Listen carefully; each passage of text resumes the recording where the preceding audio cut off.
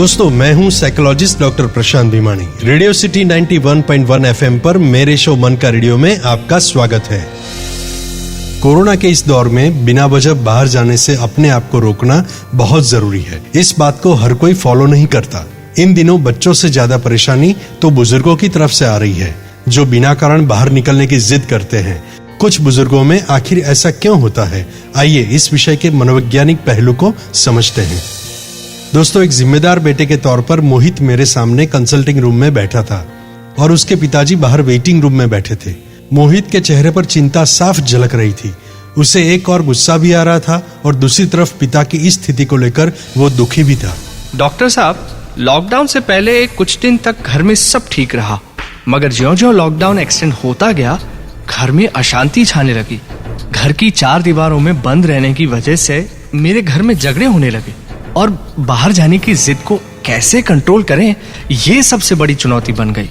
तब ताज्जुब की बात तो ये है डॉक्टर, बाहर जाने की जिद बच्चे करे तो समझ में भी आता है, मगर मेरे लिए मेरे पापा जो सीनियर सिटीजन हैं, उन्हें संभालना भारी पड़ गया है। हर रोज वो बाहर जाने के लिए नए नए बहाने बना लेते हैं। कभी कोई काम है तो कभी कोई बुला रहा है। मैं थक चुका हूं उनको समझा समझा के।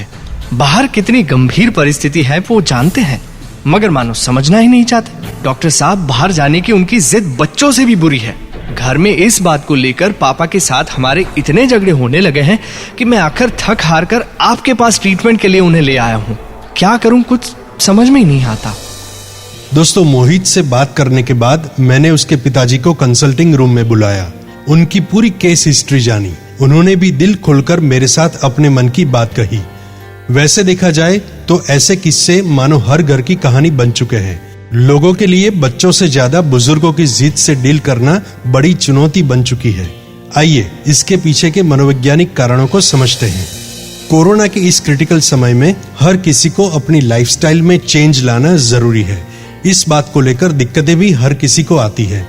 कोरोना की वजह से पूरे विश्व में 10 में से 8 मृत्यु 65 साल से ज्यादा उम्र वालों की ही हो रही है। इतना बड़ा रिस्क होने के बावजूद कुछ बुजुर्ग इस बात को समझना ही नहीं चाहते।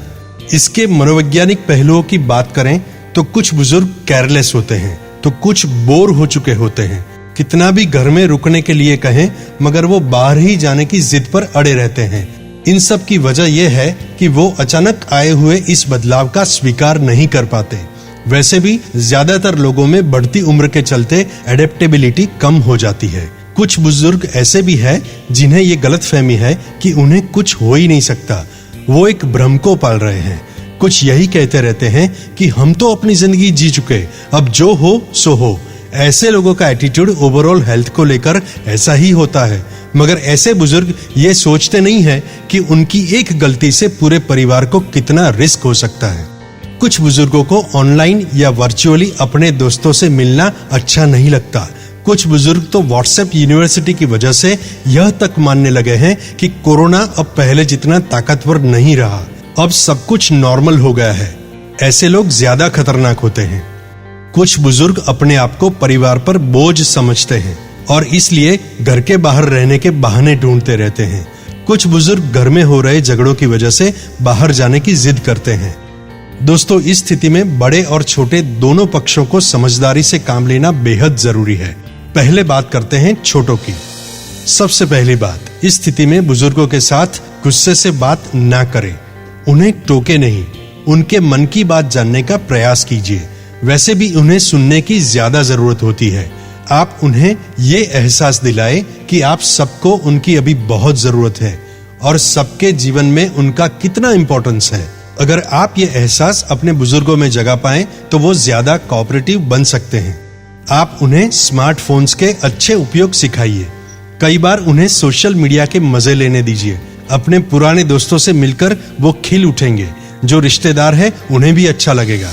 बुजुर्गों के लिए समझने वाली सबसे बड़ी बात यह है कि अगर आप खुद का ख्याल रखते हो तो एक तरह से परिवार का भला ही कर रहे हो। बाहर जाने के लिए अगर कोई और फोर्स करता है तो आप उन्हें भी मना करें। कोरोना के इस मुश्किल दौर में सोशल डिस्टेंसिंग से ज्यादा उपयोगी है फिजिकल डिस्टेंसिंग, और वो भी इमोशनल डिस्टेंसिंग रखे बगैर। अपने दोस्तों और रिश्तेदारों से वीडियो कॉल पर मिलने की आप नई रीत सीखिए उनके साथ ऑनलाइन गेम्स भी खेल सकते हैं। कुल मिलाकर कहें तो सबके साथ टच में रहना है, मगर किसी को टच नहीं करना है। बच्चों के साथ अगर बुजुर्ग क्वालिटी टाइम स्पेंड करते हैं तो सबके लिए अच्छा है। पुराने फोटोग्राफ और वीडियो को देखकर मजे लीजिए। पॉजिटिव एटीट्यूड बनाए रखिए। अपनी साइकोलॉजिकल इम्यूनिटी बढ़ाने का यह सबसे बेहतरीन तरीका है। याद रखिए, उम्र से बड़े होने के साथ साथ अपने व्यवहार से भी बड़ा होना बहुत जरूरी है। तो दोस्तों, रेडियो सिटी 91.1 FM पर मैं साइकोलॉजिस्ट डॉक्टर प्रशांत भीमानी आपको मिलूंगा नेक्स्ट टाइम कुछ ऐसे ही इंटरेस्टिंग किस्से और उसके साइकोलॉजिकल सॉल्यूशंस के साथ। तब तक मेरे सभी एपिसोड सुनने के लिए YouTube पर सर्च करें डॉक्टर प्रशांत भीमानी मन का रेडियो, और एपिसोड के कमेंट सेक्शन में जाकर आपके रिस्पॉन्स या कोई भी सवाल मुझे पूछें। So be happy and keep smiling.